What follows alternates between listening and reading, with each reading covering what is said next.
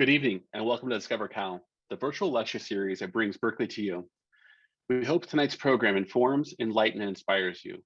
I'm Howard Heavener, Executive Director of Annual Programs at University Development and Alumni Relations here at UC Berkeley.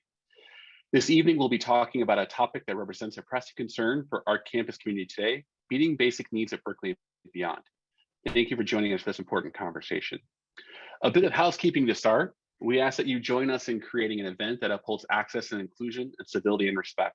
Our conversation will be moderated to ensure an orderly and open exchange of ideas. This means that disruptions or harassment in the chat or in dialogue will not be tolerated. We hold the right to turn off the chat feature if it becomes disruptive. If you have a pressing question during your presentation, please use the Q&A feature at the bottom of your screen.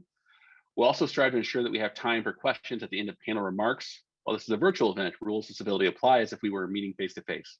Thank you so much for your cooperation.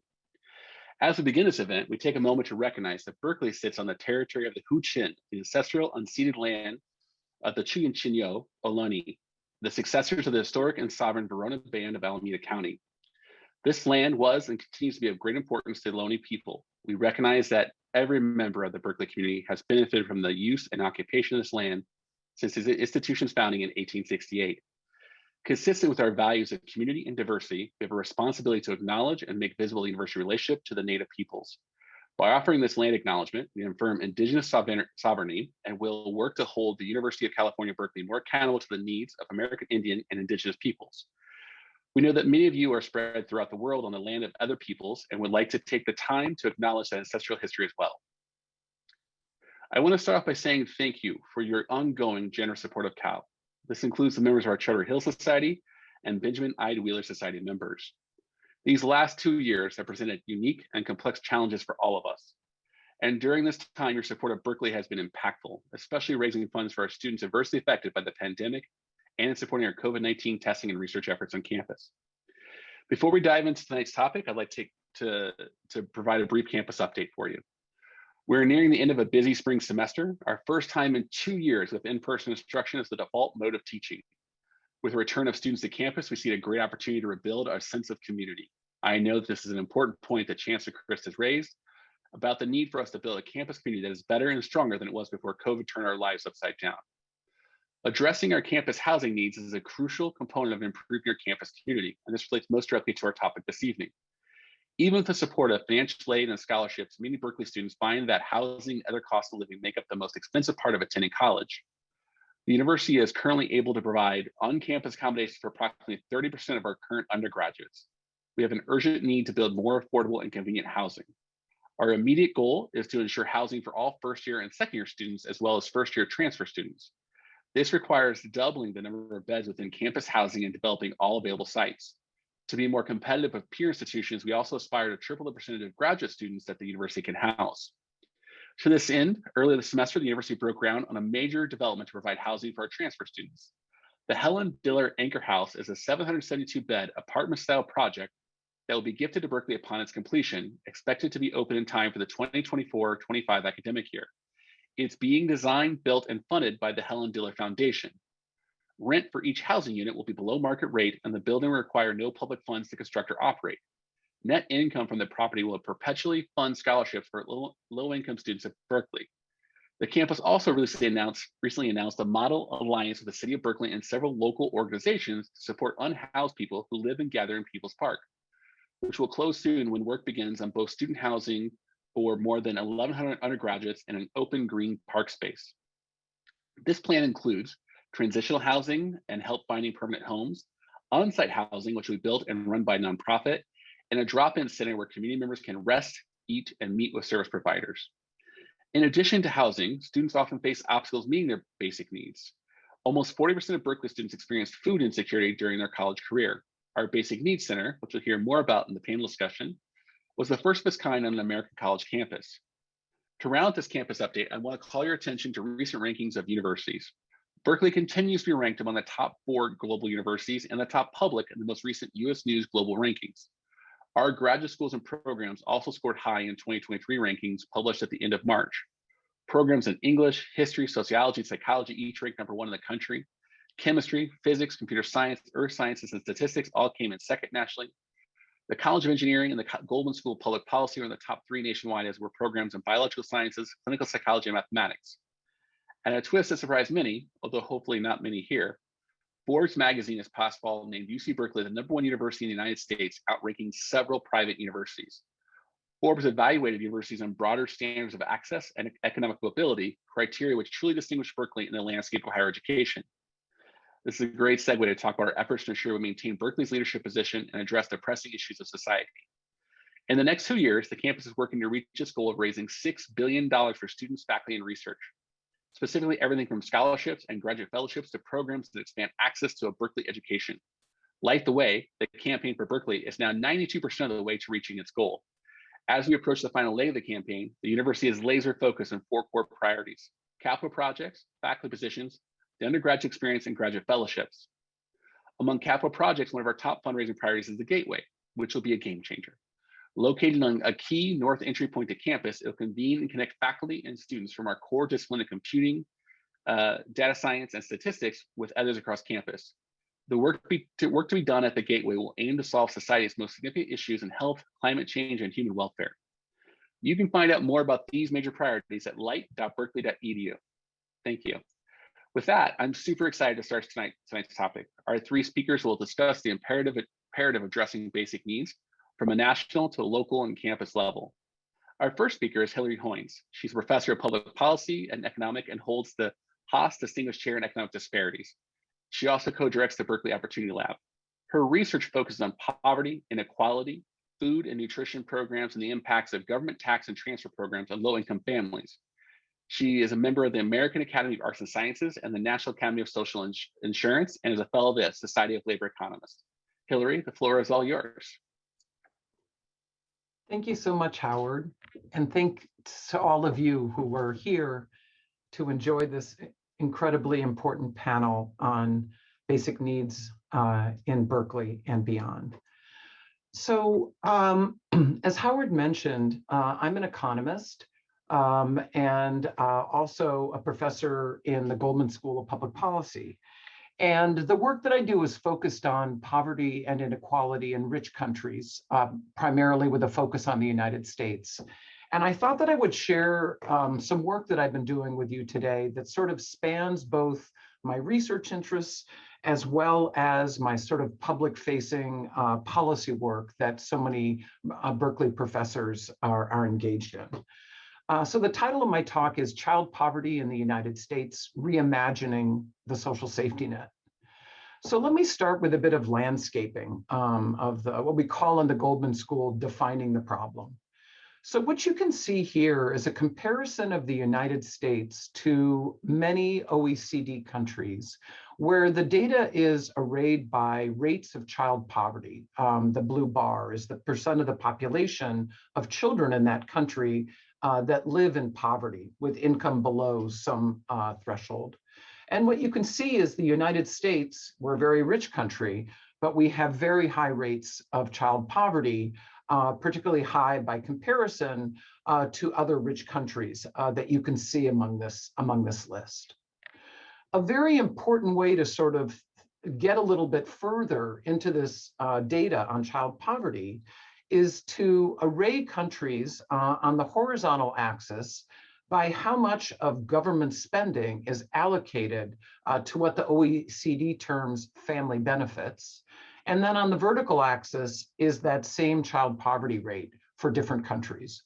And what you can see is the United States has been sort of perpetually in the upper left quadrant of this graph, where we spend very little compared to other rich countries on family benefits as a share of our GDP. And we persistently have tolerated, as a policy choice, quite high rates of child poverty. And so I want to talk about that today and some potential for how we can reimagine the social safety net. So if we zero back in on the United States and look through the history of the decades that we've been measuring child poverty in the United States, what you can see is that poverty hasn't been persistently at the same level throughout these last 60 years.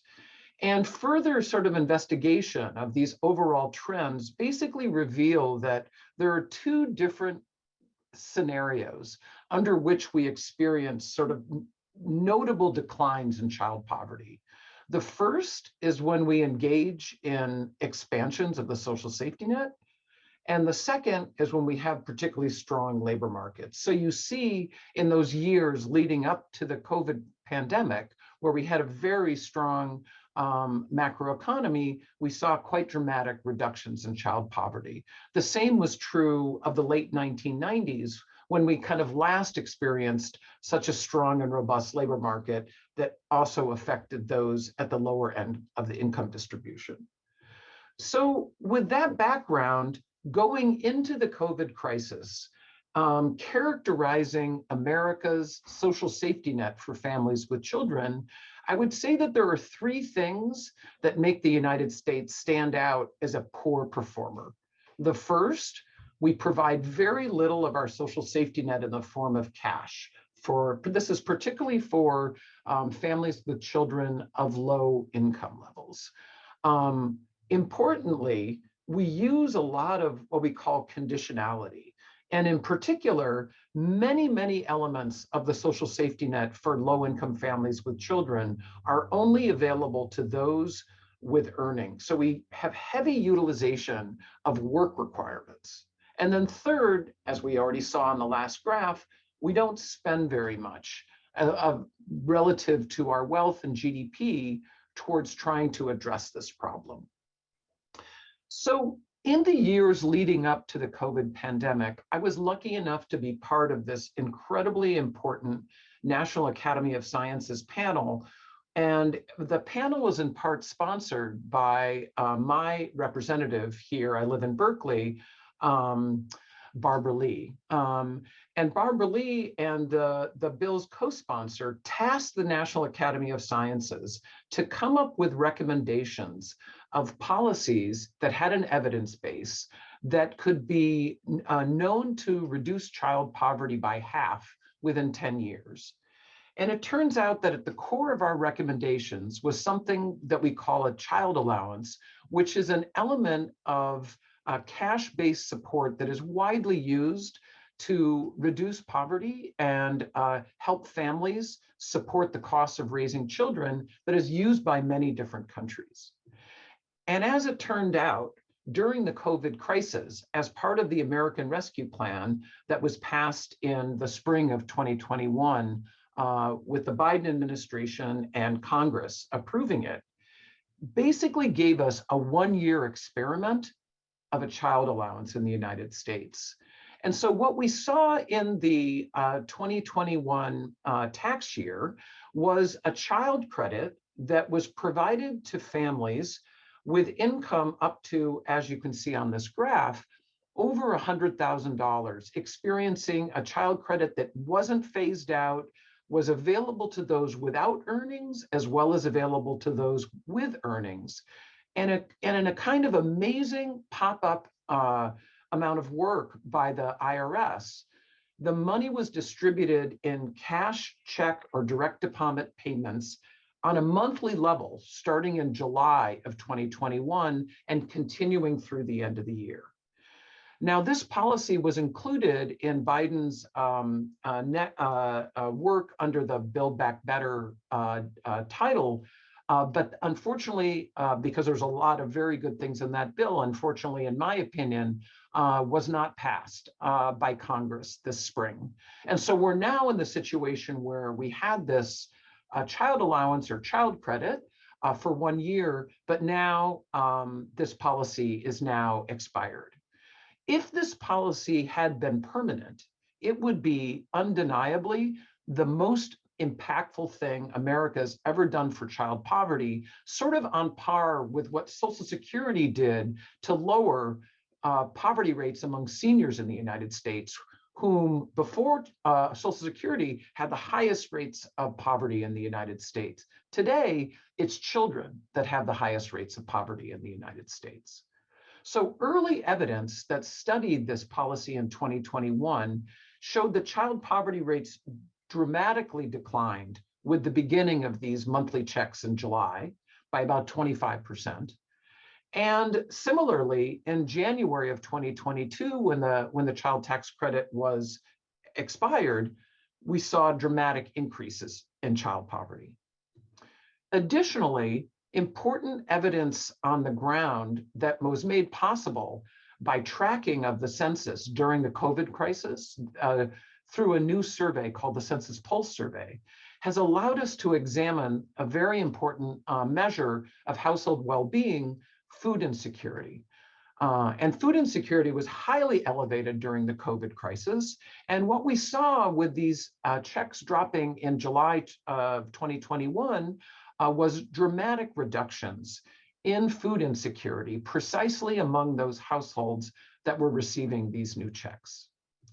So stepping back, research that I and many other scholars have been engaged in over about the past decade or so has shown that providing more assistance to low-income families with children generates incredibly important returns for society at large. So we show that providing additional resources for low-income families with children is good for the families. It leads to higher levels of education, earnings, lower rates of poverty of those children themselves in adulthood. And this also returns important kind of returns for society in terms of higher taxes and lower benefits paid out in the future. And so we've gathered all of this evidence coming from investigations of many elements of our social safety net. I've done a lot of work on the long-term benefits of the food stamp program, or SNAP, or what we call CalFresh in California. Other researchers have dived into the important long-term benefits of the earned income tax credit or other kinds of cash assistance. And when we add all of this up, we provide a sort of compelling rate of return on investment of this element of the social safety net. And you don't usually have policymakers talking about the social safety net as an investment. But the work that we're doing at Berkeley and with many scholars beyond Berkeley has really built the evidence base that kind of is trying to allow us to reimagine the social safety net and to think about it being built around an investment in children. So thank you so much for taking the time to be with us today. Hillary, this is super interesting work. I thank you so much for for sharing with us and the research you're doing. It's fascinating. So I think a couple things we're going to do.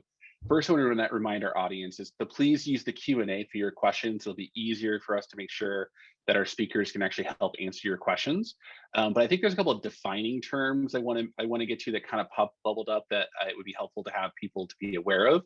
So you use the term, the acronym OECD, and what is, can you define that, and then also the relevance of that organization? So the OECD. Yes, sure. So the OECD is based in Paris, and it's the Organization of the Economic Community. What does D stand for? I don't remember. Sure. But basically, OECD is sort of a set of rich countries, and the OECD tracks this incredible data in a uniform way across European countries, South Asian countries, the United States. And it really allows us to make really important kind of apples to apples comparisons on sort of key economic indicators. So their database is just a wealth of information that I use in teaching and also just kind of in motivating the research questions. So thank you for that clarifying question. Yeah, normalizing the data then, right? It's kind of what it's doing. So that's great. Exactly. And then the other question I think that popped up would be really helpful for everyone to understand is when you're talking about child poverty, how are we defining child poverty for the sake of the research? And the question that was in the chat was, is it always tied to kind of the parents' means, right? And so understanding better that the terminology might be helpful for our guests. Yes, absolutely. So poverty is always considered to be a family concept, you know, that we all live together, we're sharing we're spending, we're sharing resources. And so poverty is always, you collect all the income of the people in the household or the family, and you compare that to a poverty threshold that is going to vary by the size of your family. And in the United States, the way that we measure poverty is we add up not only the cash income, like my earnings and maybe my Social Security check. But we also add in the sort of tax benefits and what we call in-kind benefits like food stamps or SNAP is something that's very close to cash. And so we add to those income levels the parts of the social safety net that are very similar to cash. And so that's how we sort of construct the measure of resources at the family level. And then depending on how large your family size is, there's going to be a poverty threshold. And we now even have adjusted our poverty thresholds in the United States to vary with the local cost of living. So California has a higher poverty threshold, very much reflecting the fact that we have higher housing costs, which might be a good lead-in to our next speaker. It might indeed. One quick comment to kind of make sure I'm understanding. So like that poverty level you're talking about is, I think for years I heard a number for a family of four, it was like $24,000 or something like that. I mean, that's the what you're referencing, right? Okay. Exactly. And then the secondary, and just really curious before we move on, is what do you think is the top misconception about the kind of social safety net, as far as like from your work, like what's the thing that you think people just most often get wrong about this concept? I think what people get wrong about it is, well, there's kind of two social safety nets. There's a social safety net that serves kind of all of us, like Social Security and Medicare, these very universal benefits. Most of what I was talking about today is the social safety net that's targeted at trying to reduce poverty and to help the low-income population. And so by far, I think the most important misconception about the social safety net for low-income families in the United States is a preoccupation it's too strong an emphasis in worrying about how these social safety nets affect the work activity of the parent, and not enough attention to the benefits that the policies generate. So depending on how we do the social safety net, it might affect work a little bit here or there, but that's not the first order concern. The first order concern, I think, and the thing that's often missing in our public debates about these policies is we sort of talk a lot about the costs of the program without talking enough about its benefits.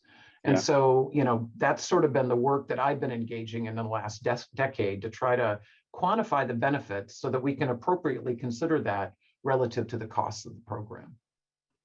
Hillary, thank you so much. I could probably sit and ask you questions for like a full hour and would not get to everyone else, but I'm grateful for the work that you're doing and just so interested in it.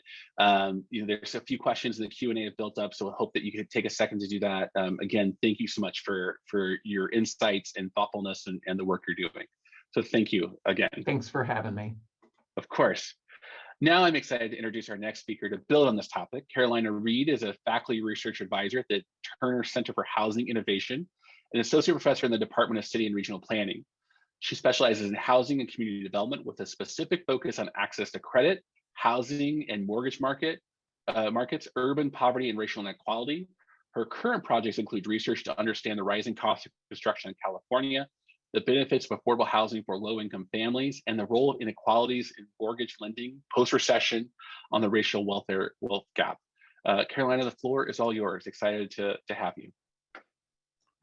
Thank you so much, Howard. And I would say that I could listen to Hillary for another hour or two. So such an interesting presentation and such important work.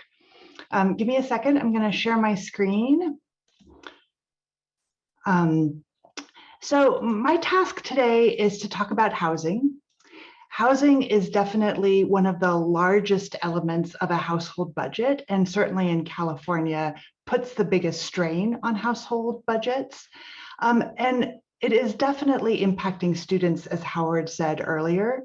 My goal today is to situate student and campus needs for housing within the broader affordable housing crisis in California. Before I begin, I thought it would be helpful to share just a little bit about the Turner Center. We started the Turner Center at UC Berkeley in 2015 with the goal of producing evidence-based and data-driven research to increase the effectiveness of state and federal housing policies. Since our founding, we've had an impact on policies, including reforming single-family zoning in the state, making it easier to build affordable housing, protecting renters from unfair rent increases, and we are now collaborating with the state on approaches to ending homelessness. We also work to spur private innovation, such as advancing the use of modular construction to build housing faster and more cost-effectively. In my remarks today, I'm going to draw on work we did for California 100, which is an initiative being led by the Goldman School of Public Policy that seeks to bring research to bear on California's most pressing policy challenges. I was part of the Housing and Community Development team, which included researchers from UCLA. California's housing crisis isn't new, but it has reached new heights. In the last 2 decades in particular, we've seen a significant divergence between median house prices and median household incomes, putting housing out of reach for all but the highest income households. The pandemic has only exacerbated these trends. Although household income data for California isn't available yet for 2022, you can see the spike in house prices over just the past year. To put these data in perspective, here's the difference in what constitutes an entry-level home in the Bay Area today compared to the 1950s. These two homes are roughly the same square footage. But in the 1950s, the average new home sold for $185,000 in today's dollars, affordable to a household earning around $28,000. In comparison, new homes priced in the lowest tier today, often considered this entry-level stock, are selling for $1.3 million, requiring a household income of over $300,000. These high costs shape who can buy a home and where. One of the most notable shifts in the last decade is that a greater share of higher income households are remaining renters in California.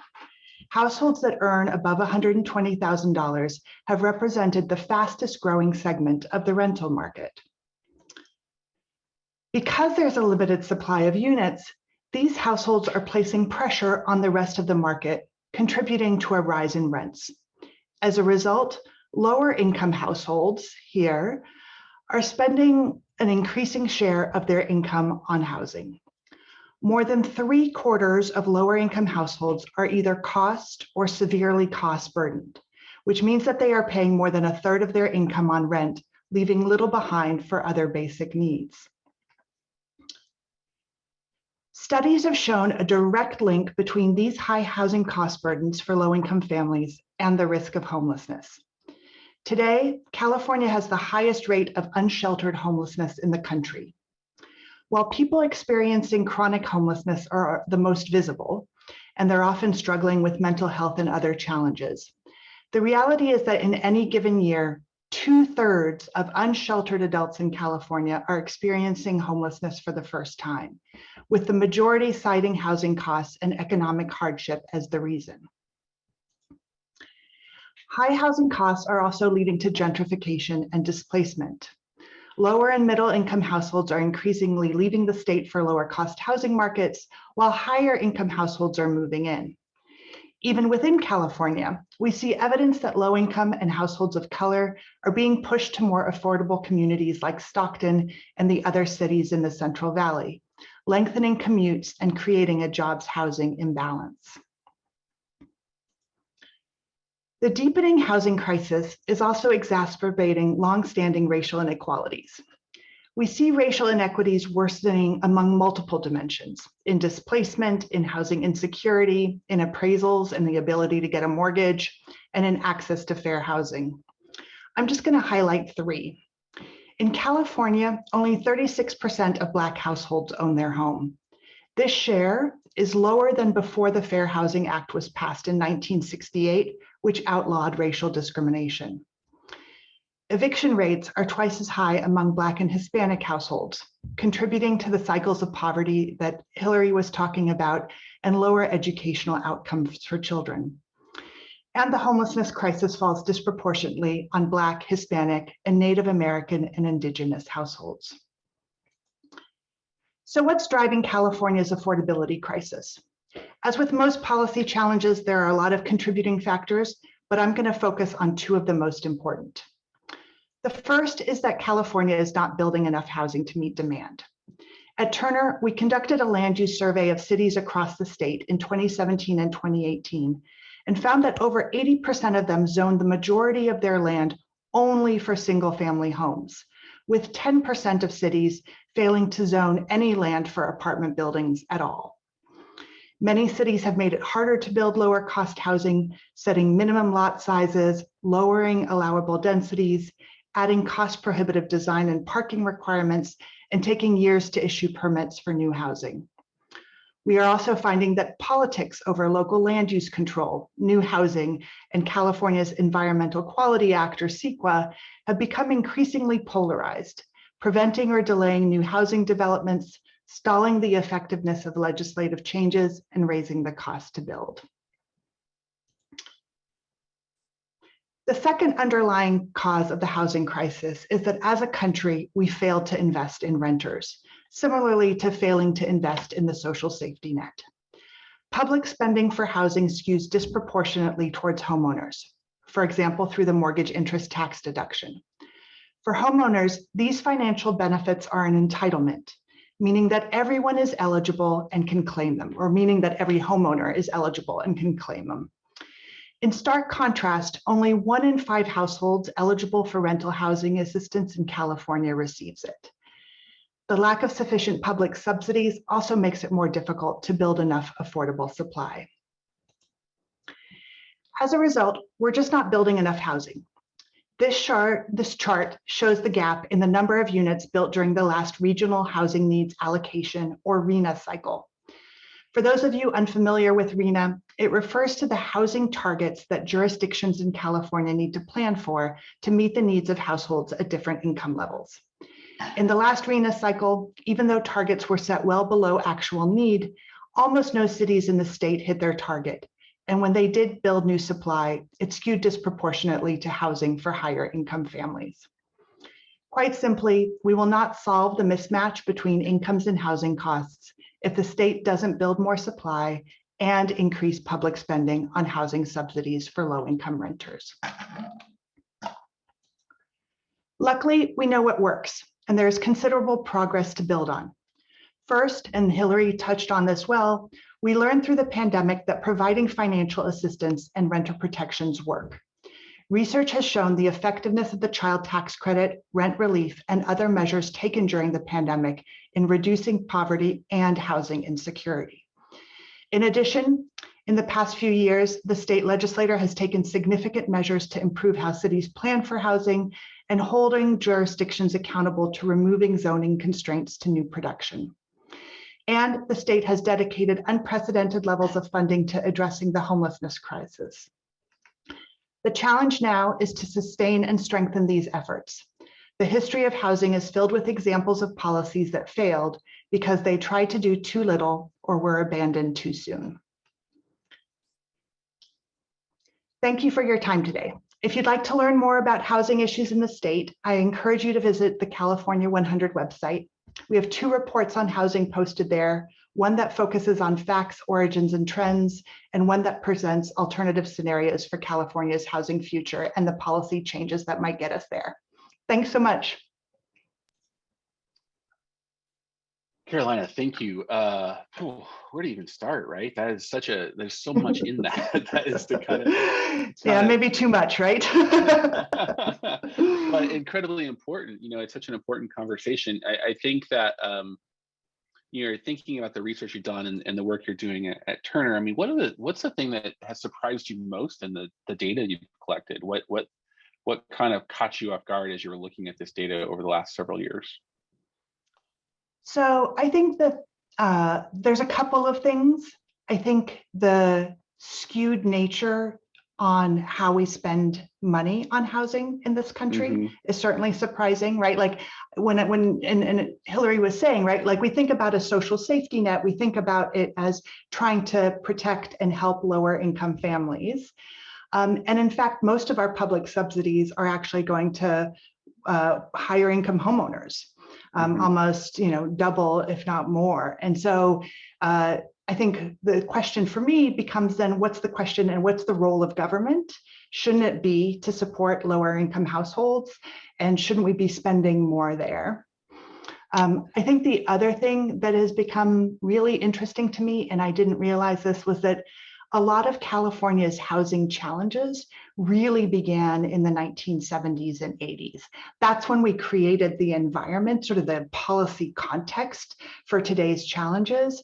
That's when cities started to downzone or make their zoning code more restrictive, so it was harder to build housing. That's when we passed Proposition 13, which has made it less fiscally attractive to build housing for cities, right? There's all sorts of different things that happened in the 70s and 80s, and we're now trying to figure out how to deal with them now. Is there a community in California that you feel like is getting it right? Is there a community you can think of that has is on a pathway to a more sustainable housing model? So I don't think there's a single community that has done everything right. I think there are lots of examples of innovative practice and implementation. So Sacramento has done really incredible things around addressing zoning and reforming their zoning code. I think Contra Costa and San Jose and has done really amazing things about coordinating funding to address homelessness in the South Bay. So I think there's lots of these sort of interesting, Los Angeles has a really interesting policy that helps to concentrate more housing development around high quality transit stops with the goal of producing more affordable housing, but also encouraging housing being built where there is more public transit, and so that we reduce climate change or greenhouse gas emissions that contribute to climate change. So I think there's lots of really great examples across the state. I think the goal is going to be to collect all those great examples and implement them everywhere. Yeah. Well, I feel like a broken record tonight when I say thank you so much for doing the work that you do. I mean, obviously such an important and just expansive topic to try to take on. So, I think there's a question or two maybe in the Q&A. I hope you stick around for that, and so grateful for, again, your work and your time this evening. So thank you so much, Caroline. My pleasure. Thank you. Thank you. It's just mind-blowing this evening. So it's definitely fantastic to have all of our guests kind of speaking this evening. Our final speaker this evening is Ruben Canedo. He's a director of strategic equity initiatives, as well as chair of the UC Berkeley Basic Needs Committee and co-chair of the UC System Basic Needs. He is a co-founder of the Basic Needs Center at UC Berkeley, and he has established himself as a national expert on food security in college and campus programs and policies to address the issue. He established and currently coordinates the efforts of campus food security working groups at all 10 UC campuses. Ruben is a Berkeley Regents and Chancellor Scholar alum who self-identifies himself as a troublemaker. As mentioned earlier, almost 40% of Berkeley students experience food insecurity during their college years, and 10% of undergraduates and graduate students for homelessness. Ruben, welcome, and thank you so much for your work. Thank you, brother, for that intro. Welcome, everyone, and thank you so much for inviting me to be here with you all. I knew that there was going to be fireworks today because I'm always in awe by the work of my two peer speakers today with everything that they're doing. Huge inspiration for the work that we got going on. My goal for today is to serve as the bridge of how do these conversations connect with the day-to-day experiences of college students, specifically UC Berkeley students, college students at large in higher education, and what are the implications of those points of connection. It's always helpful for me to start these conversations, but getting a sense of who's in the room. And I really wish that we were in person so that this could be a participatory exercise that we felt as a community, because I think energy is important. And when you have energetic experiences, folks are able to feel, not just understand and connect with the information. But I'm going to do my best to still facilitate a participatory exercise, and I'm going to invite everybody to use the chat function here. I'm going to ask you a couple of questions, and I'm going to ask y'all to put a 1 in the chat if your answer is yes, and a 0 in the chat if your answer is no. So the first question is, Did you or someone you know struggle financially through college when you were in college? If yes, press 1. If no, press 0. Did you or someone you know struggle financially in college when you were in college? For folks that are able to see the chat, we're seeing some really beautiful ones, some really beautiful zeros. We have a little bit of everything in the space as a community today. Now, let me ask you the second question. Did you or someone you know struggle with housing while you were in college? Did you or someone you know struggle with housing when you were in college? And struggle can mean whatever that means to you. Either it was how far you had to live, safety concerns, affordability concerns, the threat of eviction and losing housing all the time, having to couch surf, etc. So we're seeing some ones, we're seeing some zeros. Now, let me ask you this third question. How many of you or someone you knew struggle with food while you were in college? And I want you to be intentional about your answer with that, because oftentimes struggle is a rite of passage for college, and we norm unhealthy experiences like being undernourished, consistently skipping meals, or only being able to afford low quality foods that we know are not nutritious to us, but that's we all could afford or was accessible to us. We're seeing some ones, we're seeing some zeros. Now, let me ask you this question. How many of you or someone you knew struggle with health or medical challenges through your experience in college? Did you or someone you know in college struggle with health or medical challenges through colleges? Whatever that may be to you. Some of us have disabilities. Some of us have traumatic experiences that impact our health or medical experience, so on and so forth. But did you or someone you know struggle with health or medical challenges through your experience? We're seeing some ones and we're seeing some zeros in the chat. Now, let me ask you this last question.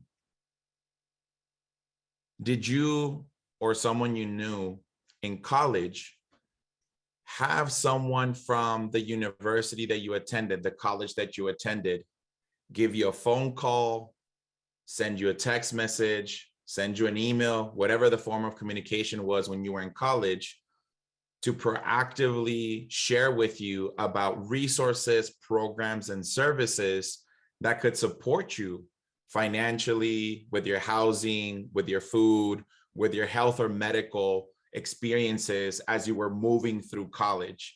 Did you or someone you know receive that phone call, receive that text message, receive that email, have someone proactively reach out to you, not about the classroom, not about the academics, but specifically about caring for you as a human being and recognizing that basic needs was an important aspect of your experience through college? If so, put 1. If no, put 0. We're seeing a whole lot of zeros. This round has the most amount of zeros thus far in this opening exercise to see who's in the space together today.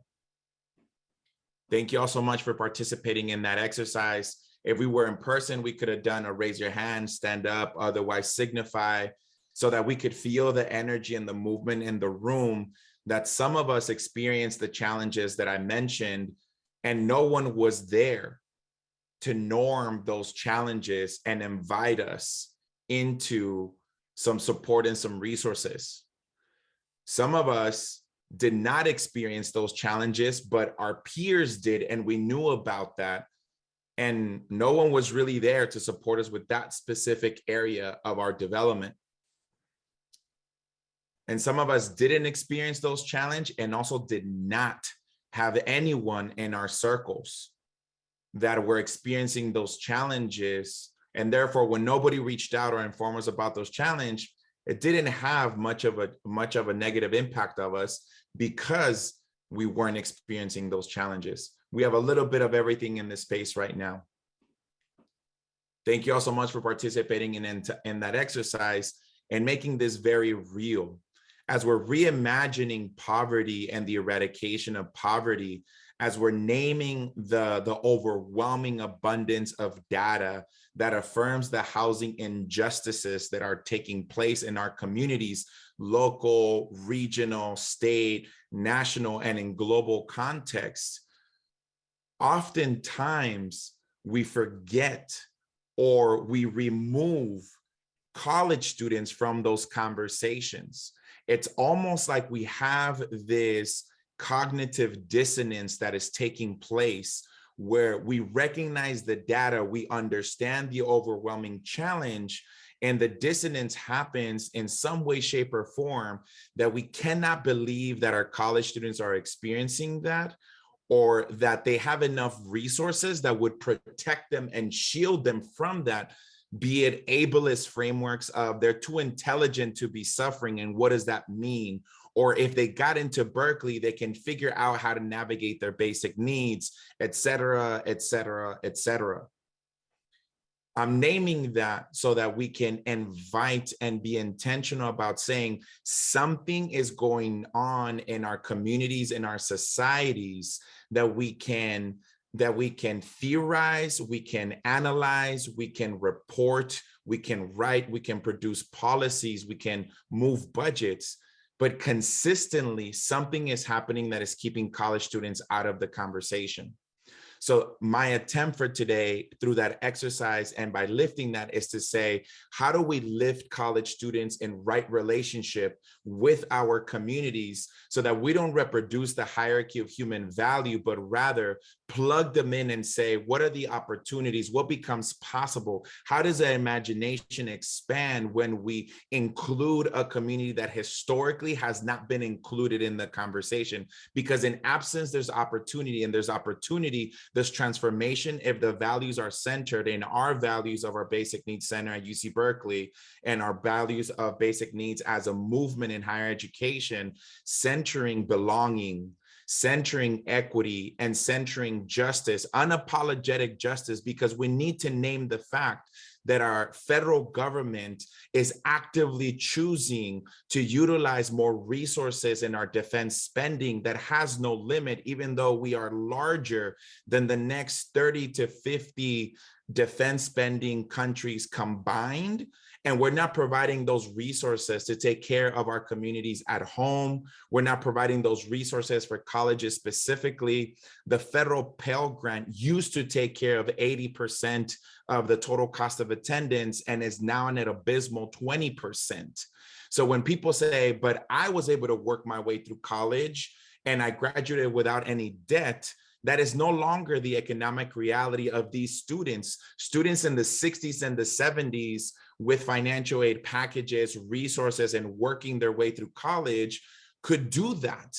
But the students today getting those resources, working those exact same amount of hours has been consistently proving to multiple research studies that they can only earn 1/3 of what the generation of the 60s through the 80s were able to produce. So with that transition, it's lifting the fact that it takes proactivity to change the culture to make sure that we are equitably honoring college students as experiencing those challenges, that the resource landscape has only caused further harm, and that we gaslight our students when we say, but you're too smart to be struggling, but you have enough resources, you should be able to figure it out. And that gaslighting only does harm to ourselves and to the potential of us providing transformative directions for the challenges that we're experiencing. In closing for my time, I want to celebrate the fact that ever since we've started organizing, bringing people together has been absolutely phenomenal for us to go above and beyond the expectations that people had for us. They didn't want us to open up a food pantry in the UC system. They didn't want us to open up a food pantry in UC Berkeley, citing shame, stigma, and other forms of harm and trauma. And within the first semester that we opened the food pantry across the street in Stiles Hall, we served 125 students. fast forward to the last year before the pandemic impacted us, we served 9,936 students with an ecosystem of money, food, and housing. And today we have expanded that ecosystem in partnership with our community colleges, CSU, UC, and the governor's office, who recently produced a new set of recommendations, now expanding that to include technology, transportation, health, and dependent care into that ecosystem. So the growth is only going to be that much more monumental. And we are now in right relationship also with federal efforts, with the executive branches, the departments, and getting ready for a national White House conference to end hunger in America, where we're going to be lifting our work that started in these humble beginnings of lifting college students and now has grown into a national movement. So I share a lot of gratitude and appreciation for the time to be here with y'all, and excited for us to move forward together. Ruben, that first, you get the award for the best use of a chat I've seen in one of these webinars so far. That was so impactful to see the ones and zeros as people were answering the questions. And so thank you for bringing that. That was just really, I think in some ways for me, it was more impactful than seeing people in a room. I get the missing energy, but really remarkable to have that kind of related to each of us. One of the things that that would be interesting for folks to hear is the situation. We were just talking about the relation to California and housing, and then we think about the UC Berkeley, where it's positioned within California, and the UCs and the work that's happened across the UCs organized in this way. But can you relate a little bit to the national picture of this, right? Are we uniquely experiencing this due to the nature of where we're positioned from a housing perspective, et cetera, the cost of living in the Bay Area versus what others are experiencing at other institutions across the country, just from your perspective? Yeah, that's an excellent question, bro. Thank you for inviting that. So the Bay Area is particularly set up to be a really powerful case study for all of the national work, which we are, and in so many ways, that's why we get invited to do so much work. One of our community leaders, Kyoko, who is the director of a Basic Needs Center, recently tag teamed with me for us to train a couple of states as they're getting ready to think about how do they bring basic needs into their environments. Yeah. And we were learning a lot about that community. And folks came into that training thinking of all the reasons why they could not familiarize themselves with, why they cannot be compared with California. There's a really fascinating dynamic where people think that California has always been progressive and it has always been abundant with resources. And, people forget that we produced Ronald Reagan in California and sent Ronald Reagan into the presidency, and Ronald Reagan had really powerful economic implications that are still being felt today to this and are going to continue if we don't bring some transformative justice into policies, systems, institutions, and protocols. Maybe that could be a different Discover Cal conversation that I would be excited to be a part of. But for now, the point of connection was to say, let's not forget that California has the #1 poverty rate in the country. Let's not forget that the poverty that exists in the Bay Area tends to be invisibilized in really harmful ways because of the notion that the Bay Area is this technology hub. When people think about Berkeley, they don't think about Berkeley in the context of the amount of first generation, low income, working class, middle class students that we have. They think of Berkeley as an institution that can compete with the wealthiest institutions in the world, and therefore is probably going to have a wealthier student population. So everything that we have built in our basic needs efforts at UC Berkeley and in California has been grassroots. I mean, I have all the receipts from different folks in leadership positions that some of them have retired. So sharing receipts at this point is very different.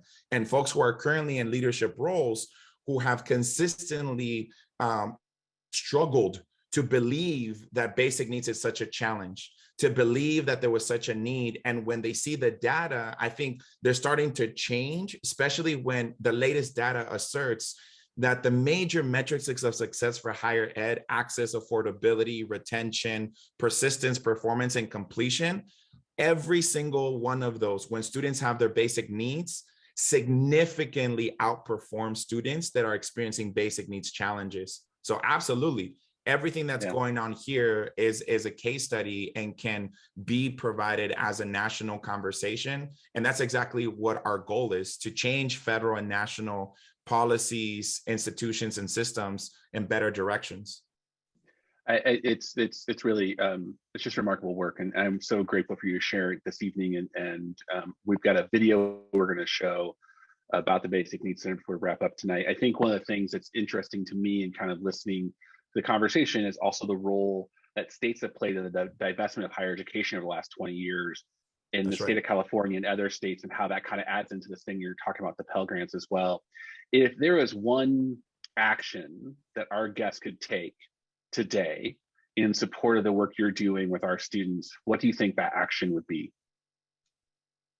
Ooh, if there's one action, I would encourage everyone that's here today to send a message to our chancellors and to President Drake and the UC system to thank them for their support for basic needs and encourage them to sustain their commitment to basic needs as an essential priority that needs to happen, and encourage them to say, how do we include meeting student basic needs as an institutional benchmark, that every graduating cohort we're going to publish, did we meet their basic needs or not?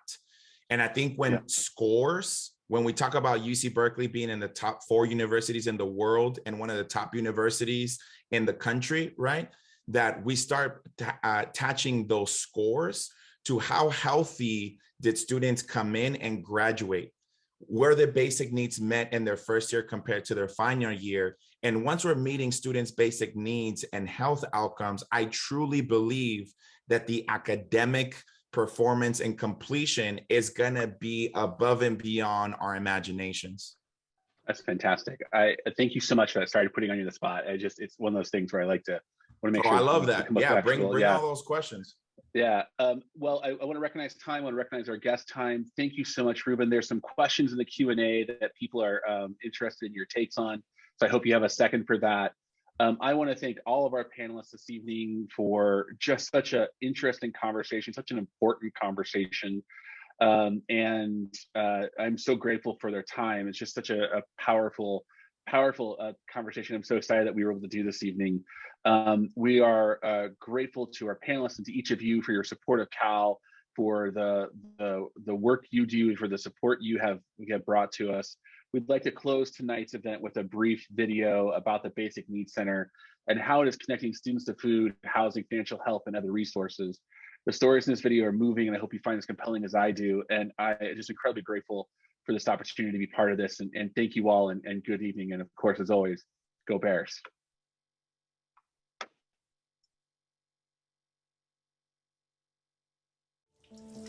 My family has faced cyclical basic needs insecurity for decades.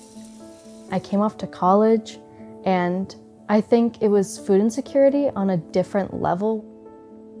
My dad, he passed away in February of 2020. Our house was unstable in a sense where I'm always like walking on eggshell. I needed to get away so that I can focus on my classes. I was basically couch surfing for 6 months. It was also chaotic. I was working 3 jobs. I spent all of my money on rent and paying for tuition.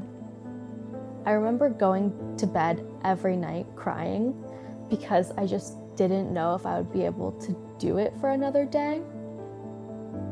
The stress that comes with worrying about like finding the next place to live, it was really depressing.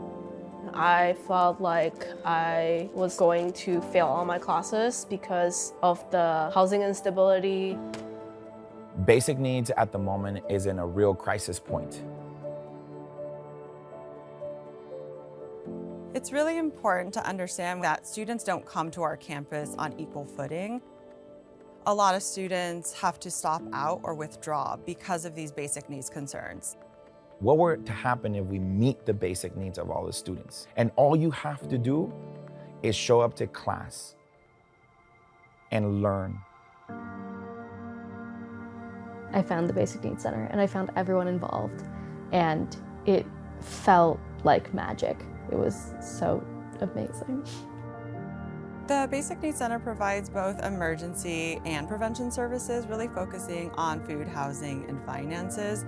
We're really expanding beyond to also include health services, transportation, as well as equity services for particular populations. Last academic year, we served over 4,000 individual students, so that's roughly about 10% of the UC Berkeley student community. We're working towards making sure that the basic needs are met for that everyone can show up and be fully present in their academics and self-actualize their potential to then graduate and contribute in society. I needed a housing emergency because I was not able to study for midterm where I was living. I got in contact with the Basic Needs Center. They were able to pay for my hotel. I stayed at the hotel for 2 weeks to take my midterm. One of my friends showed me the food pantry. And I remember being so shocked that I could take as much as I wanted whenever I needed it. I had been making a choice between my own health and my education. Thank you so much. And that's a choice that no one should have to make. You should be able to have both. Currently, I have an average of A- for most of my classes. I'm so grateful for a great apartment with amazing friends who are my roommates also. The BNC provide me direct support that I always crave for from my family. Finding the Basic Needs Center, it felt like a promise that I did deserve to be here and that I was meant to be here. That was like a life-changing moment for my college experience. That's what we're trying to move the university, higher education, and in turn, like society itself, right? For people to feel cared for. That at some point in their lives, they knew that they didn't have and someone provided. And then they go out and provide in all of the meaningful ways that they can.